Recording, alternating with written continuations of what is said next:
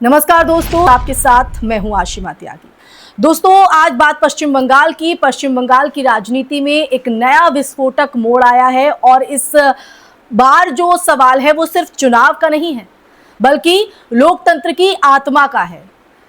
जब election commission of India ने यानी SIR यानी स्पेशल इंटेंसिव रिवीजन के बाद अपने पहले आंकड़े जारी किए कमीशन की तरफ से, तो सामने आई संख्या ने हर किसी को चौंका दिया। दरअसल 32 लाख से ज्यादा मतदाताओं के नाम सूची से हटा दिए गए, यानी कुल हटाए गए नामों का 54.4%। और अब राज्य में कुल मतदाता संख्या घटकर 6.77 करोड़ रह गई है और ये सिर्फ एक प्रशासनिक प्रक्रिया है।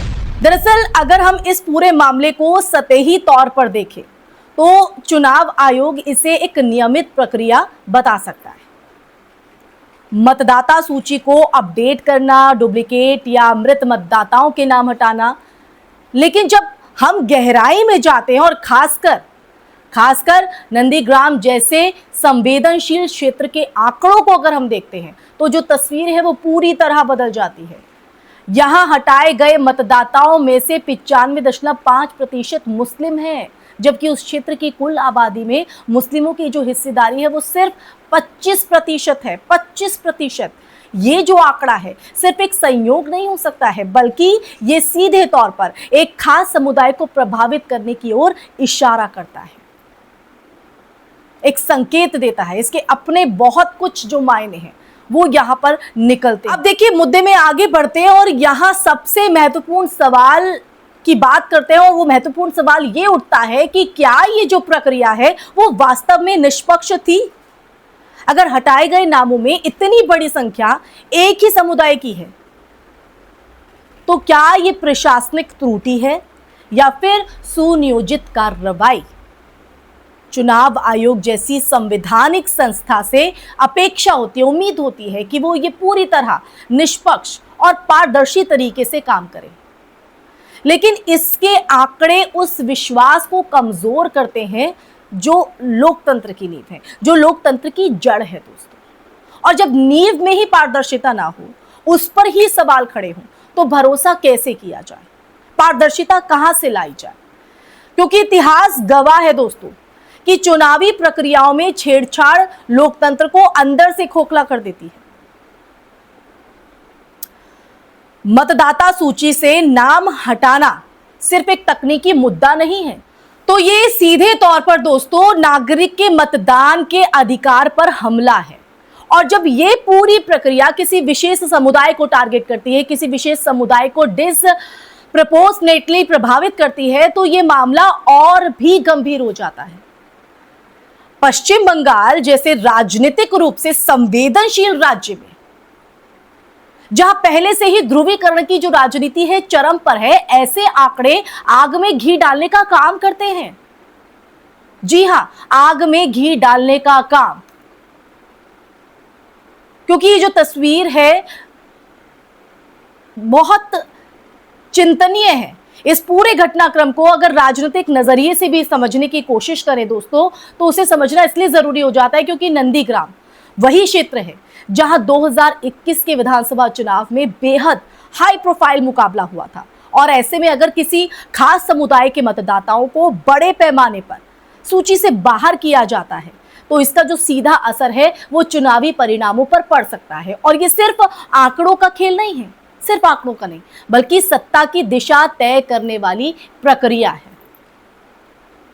अब देखिए, इसके साथ ही ये सवाल भी उठता है कि क्या प्रभावित लोगों को अपनी स्थिति स्पष्ट करने और अपने नाम वापस जुड़वाने का पर्याप्त अवसर दिया गया? क्या ऐसा हुआ?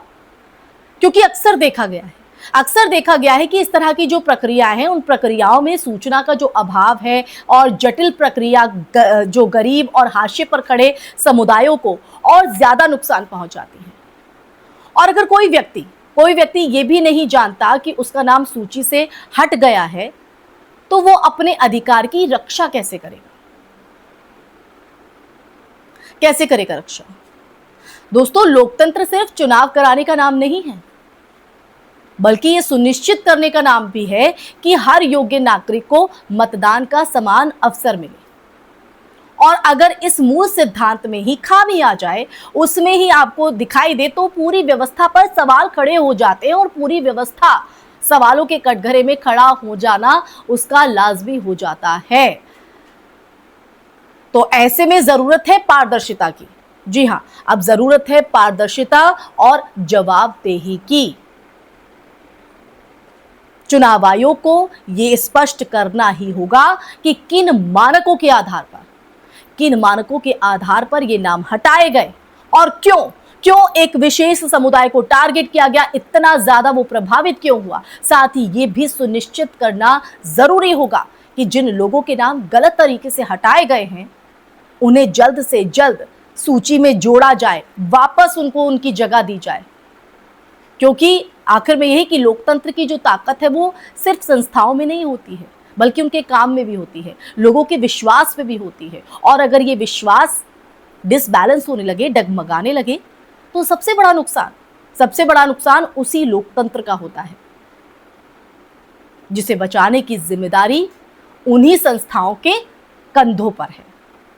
तो अब ऐसे में देखना होगा कि इस पर इलेक्शन कमीशन किस तरह से अपनी स्पष्टता देता है या किस तरह से जवाबदेही करता है, क्योंकि जब तक इलेक्शन कमीशन आकर इसमें अपनी जवाबदेही नहीं देगा, तब तक पूरी तरीके से भरोसा कर जाना, तब तक पारदर्शिता आ जाना एक बड़ा प्रश्न चिन्ह है।